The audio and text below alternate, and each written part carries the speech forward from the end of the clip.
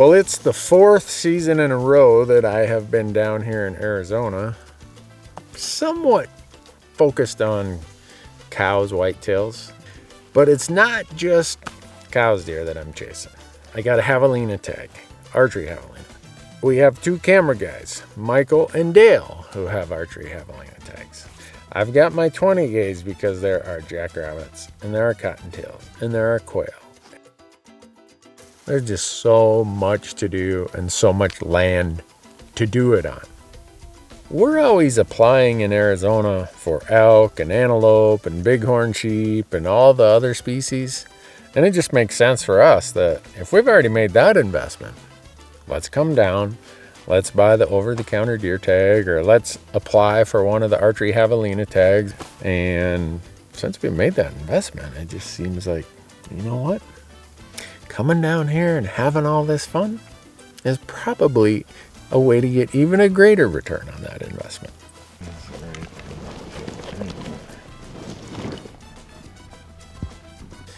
And the fun part about what we do here is we have this motto of kill, clean, cook. So we try to take what the landscape provides here and we cook it while we're down here.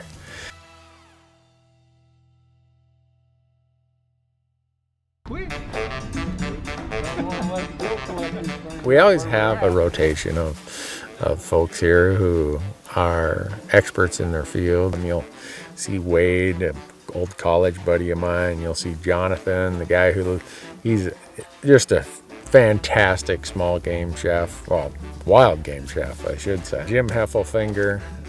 Some new people some of their associates are coming this year, Larissa.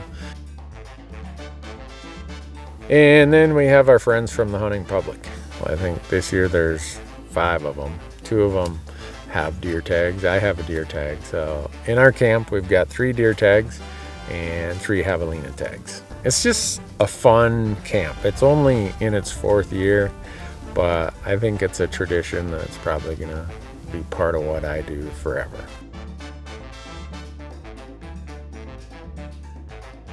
So on the first couple days of wanting to do some bird hunting, for those of you who hunt a lot of upland birds with pointers, you know that scenting conditions aren't that great really early in the morning. So I told the crews, look, we want to go out and look for Coues deer.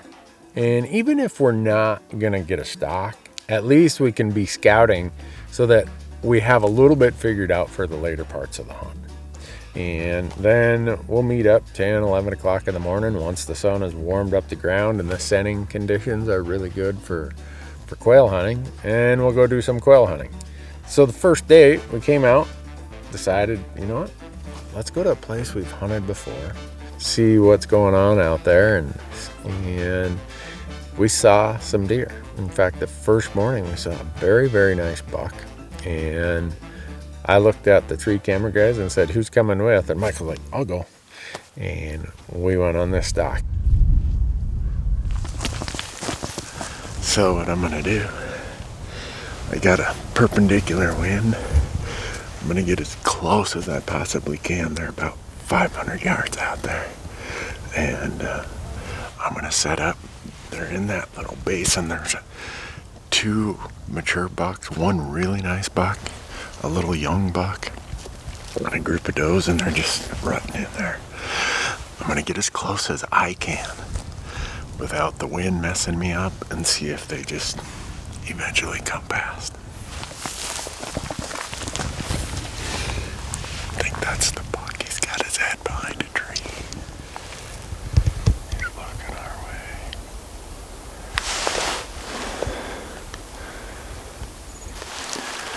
This is a gamble.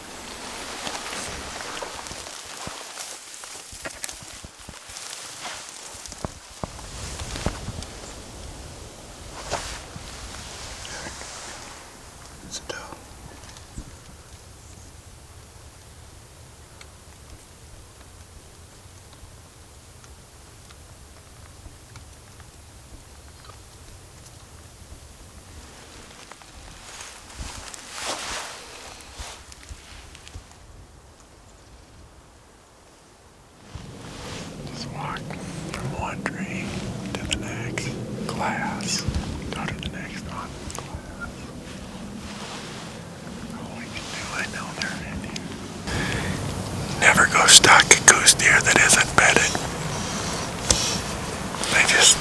move so much when they're running. Those deer blend into this landscape in such a remarkable way. And somehow they got out of there. Michael and I kept thinking, oh, they got to just be here, just be there. And we started working our way up the hill, started working our way down into that bottom where the oaks were. We snuck through that whole thing. And these deer are so alert, so smart, so aware that if they were in there, we would have seen the white flags waving us goodbye as they headed off over the ridge. But we never did see them. I don't know what happened.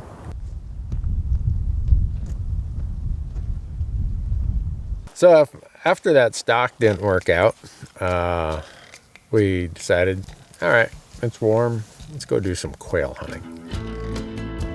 So that day, Wade and some guys went one way. And this year I wanted to go with Tyler and see how some other dogs were. And down here, we spend most of our time looking for Mearns quail. And when you have dogs like Wade has and like Tyler has, it's such a game changer. When they get on point, it is just always fun.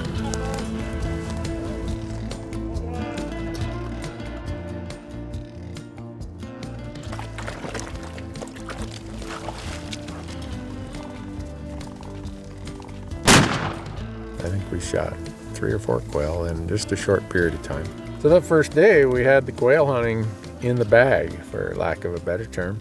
And we'd done a little bit of scouting for the deer, and we even had a stalk that morning, even though it didn't turn out to be much.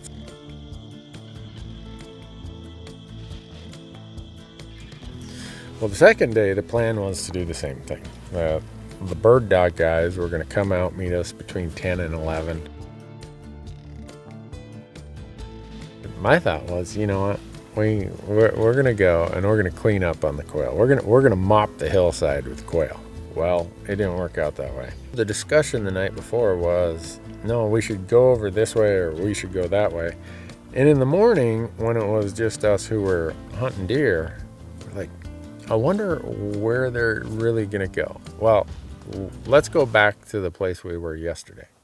And we're waiting for the quail guys to get here. Waiting. And obviously, we crossed signals because they went to the other spot they'd been talking about.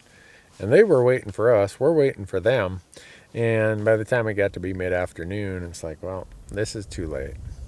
But the good news is, those guys didn't just wait around for us. They went and shot some more quail. And I got to do some more scouting. Got to do some looking around, trying to find, all right, where are these deer? Even though I've hunted this spot before, they used this bowl more this year than they did last year. Or, yeah, that little ridge over there, last year, that's where they were just thick. This year, there's nothing. So having the benefit of that day there, even though we'd hoped we'd do some quail hunting, I tried to make the most of it just by doing more scouting for the deer. So the third day was rabbit day, and I get pretty excited about hunting these antelope jackrabbits. They're tall, they have these great big ears, and they are delicious. And also we were wanting to feature a project that Arizona Game and Fish has through this. They have these access programs where they work with private landowners to open up their ranches to public hunting. And a lot of times it's the critical pieces to get to large blocks of public land. So it's just a really good program that helps hunters, helps Game and Fish manage the species. It helps the landowner because they get money that they get to invest in conservation, like water projects and whatever else they need for creating quality habitat out there. And it's an opportunity that every hunter should take advantage of. And we get out there and Jonathan's like, all right, you guys hunt this area. We'll go down the road. We'll hunt this area and this area and this area. So we had about 4 groups of us all spread out. Ready, boys? Let her rip.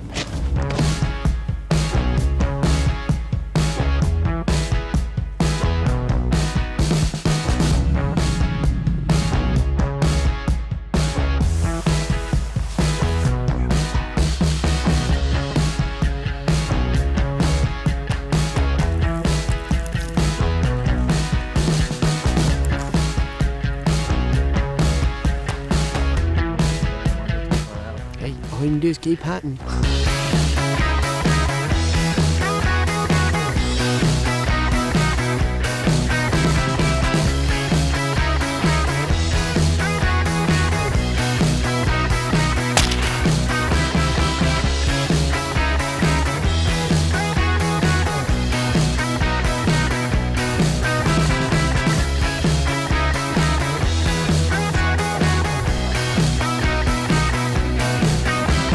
It's fun, ain't it? Yeah. I like hunting jackrabbits. This is good stuff. I didn't shoot one. I didn't even fire a shot. I didn't get within, I think the closest one time was about 80 yards. Fortunately, some of the folks who had the rimfire rifles, they mopped up. They really did good. And so we did some pieces about how to clean these rabbits, how to take care of them, how to get them ready to eat. And then we headed back home to our camp, and Jonathan put together a jackrabbit and quail dinner that was just phenomenal. Marco Pierre White said, your cooking will never improve until you stop following a recipe. And this is exactly one of those cases. Quail cottontail tortilla soup.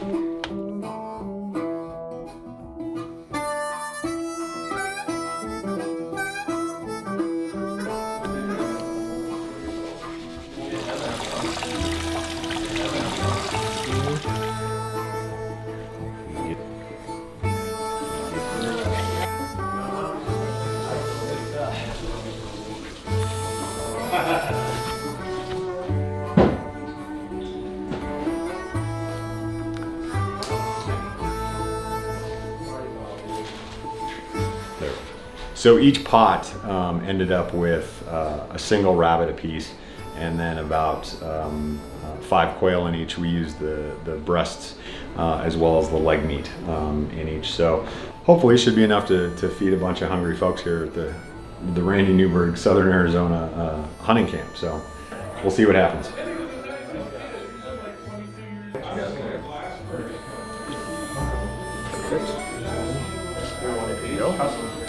Helps thicken up. Hut, hut, hut. I'm just gonna get right in here.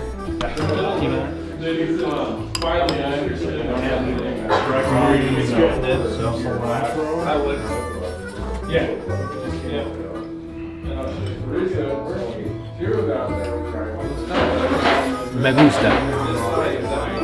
Yeah, bueno.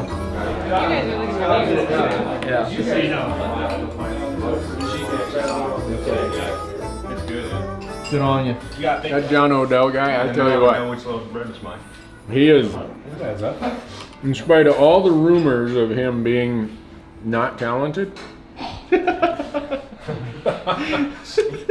gonna sign him up, man. No wonder he wins so many cooking contests. So the first 3 days being mostly small game. Now I knew I had better part of 2.5 days to think about. All right, we got some javelina tags, and I've got this deer tag. Well, Mr. Jonathan Spear and I are here to get a Coues deer today. We sent Michael and Dale off to do some javelina hunting. They both have javelina tags. So hopefully my truck survives their abuses.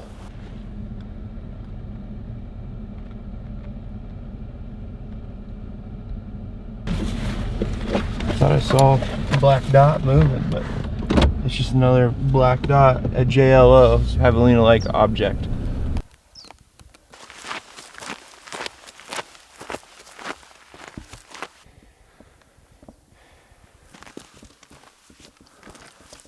Holy crap. There's a bunch out there, some big ones. Let's do this, man. Well, we found some javelina. We just crested this ridge and like right away looked out there and saw a bunch of black dots that were moving. Our wind's kind of funky. It's kind of blowing that direction, but we're just gonna make it like a slight little like crescent moon hook over there. They have a really good sense of smell, but they don't see very well. So we're gonna go and try and kill javelina.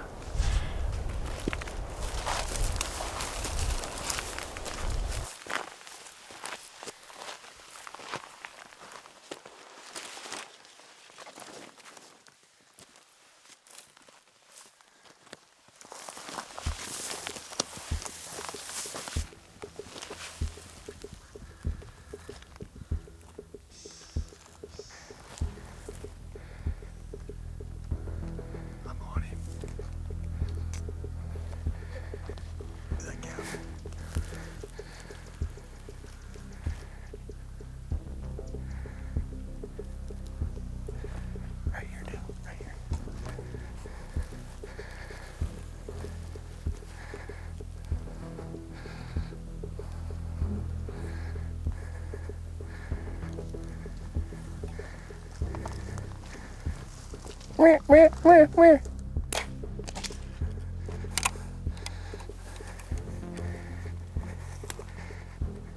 He's dead right there.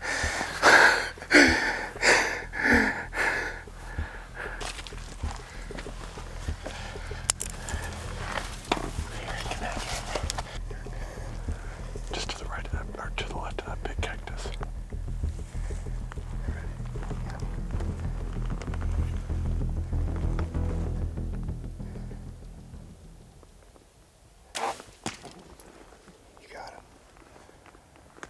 Smoke City.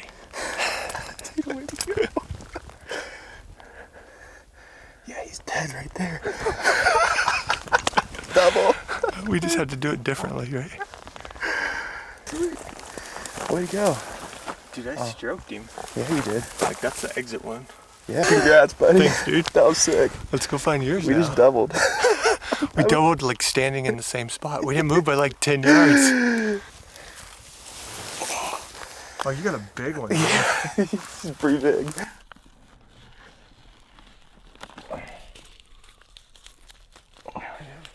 All right, well, we just got these guys gutted and tagged, and we're gonna head back to the truck, go back to camp, skin them out, quarter them up, and get them ready for dinner.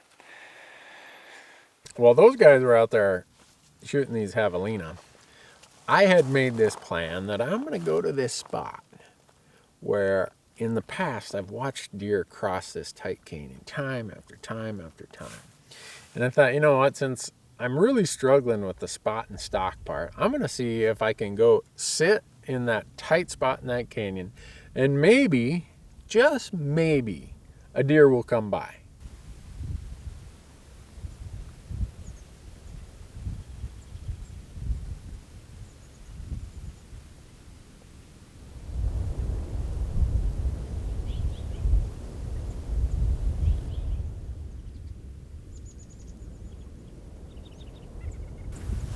Been pretty dead for the last while, but last 6 hours. Had one buck come down through the brush at 81 yards. Too early when the wind was the wrong way. I don't know what I'm gonna do tomorrow. Maybe I'll come back here, I'm not sure. So I told Jonathan, you know, let's pack it up. Let's hike out of here in the daylight, and hopefully Michael and Dale haven't forgot about us, and they're gonna be there to pick us up at the trailhead. And we get up there, and Dale is there, big smile, and he tells us the story of how they doubled up on javelina that day. So it was a pretty darn good day. So Dale and Jim and I came out here, and we get to these glassing locations, and there's deer over here, there's a group of does over there, group here, group there, and sure enough, we start seeing some bucks.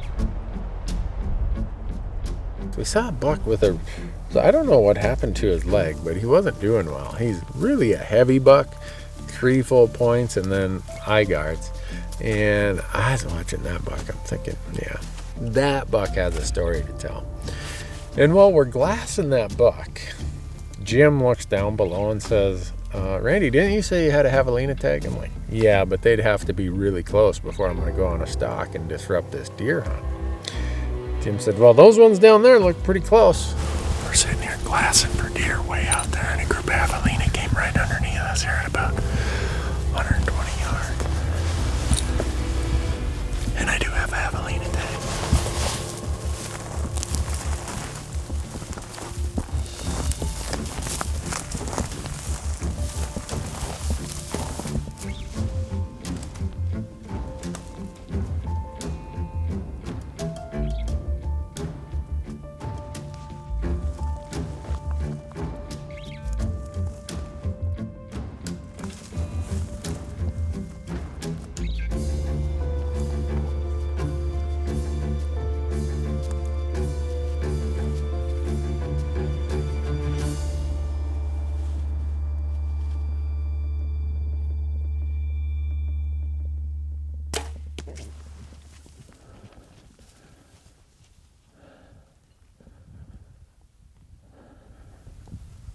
That looked rather lethal.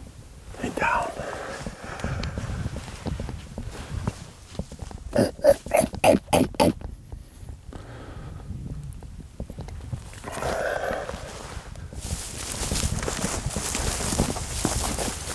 Look at that. That's a red arrow. Little morning excitement. Just how Deer Nut Jim said it would happen.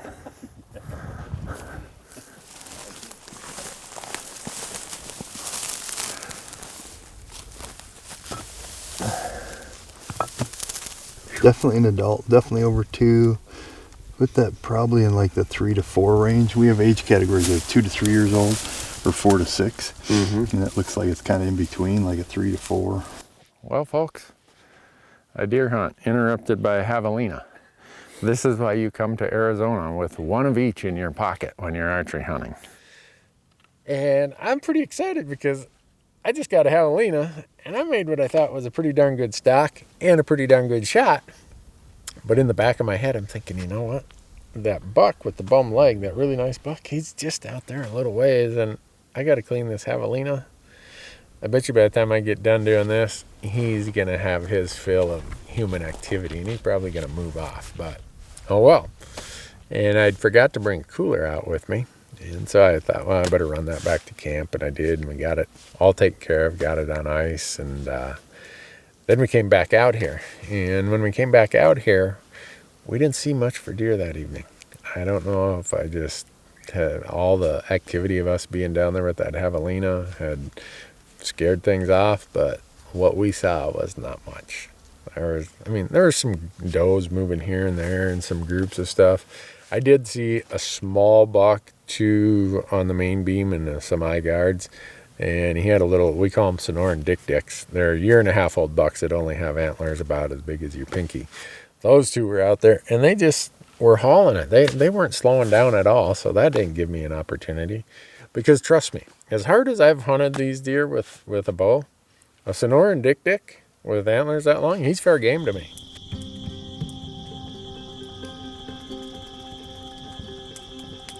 This is it. This is the last morning. You know, we've been at it 5 days hunting small game. This is my last chance to fill this Coues deer tag. Well, we're on our way out here, and it's starting to get daylight, and I'm just driving along trying not to wreck the truck. One of the camera guys says, look at that doe right out the window.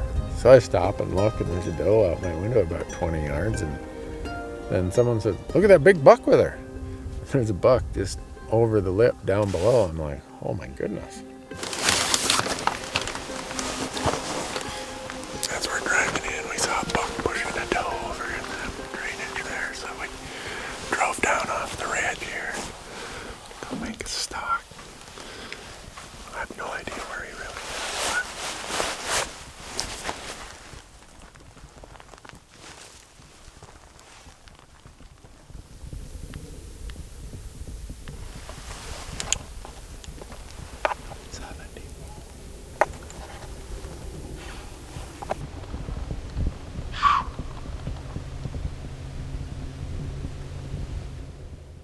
as always, they go over the ridge, and once they get over the ridge, they have a bunch of advantages when they're below you in the morning. They know that the heavy air is going to bring the thermals from you to them, and they also know that the steep angles around here, there's a really good chance that if they zigzag enough and lead you on a goose chase, in one of these locations, you're going to be skylined, and they're going to identify you as, yep, those are humans, and off they'll go. When they know that you're following them, your odds are just about 0. I'm gonna go back up, like back to the truck, park it up there. We know he's in here, we'll try to see where he beds. If that doe is in that state of readiness, there's gonna be other bucks. So we, I don't know, drive another 300 yards, park the truck, come around the knob, and we get set up out there and we start glassing.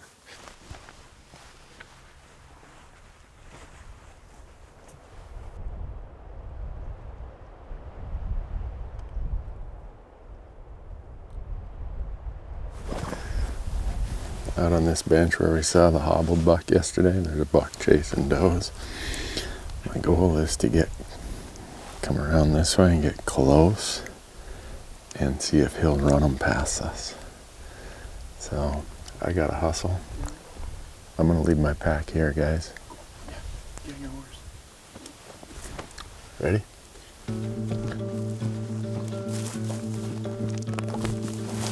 This isn't fair, we're 500 yards away and they're already looking in our direction. Another buck showed up, a great big one. The dude with the bum leg is there. He just chased the other buck off.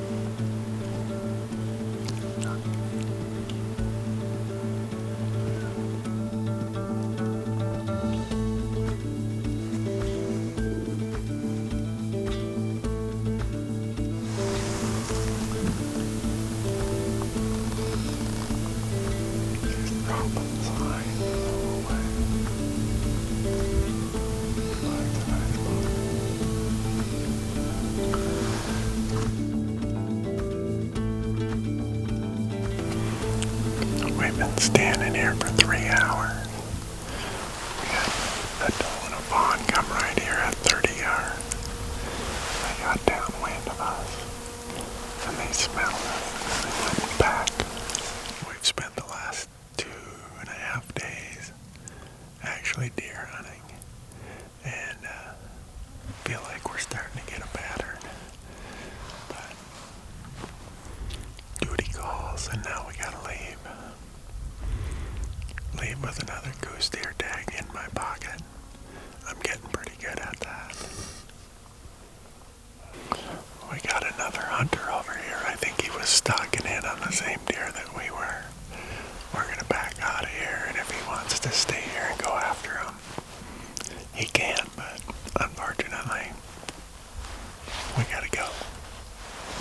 Peace out.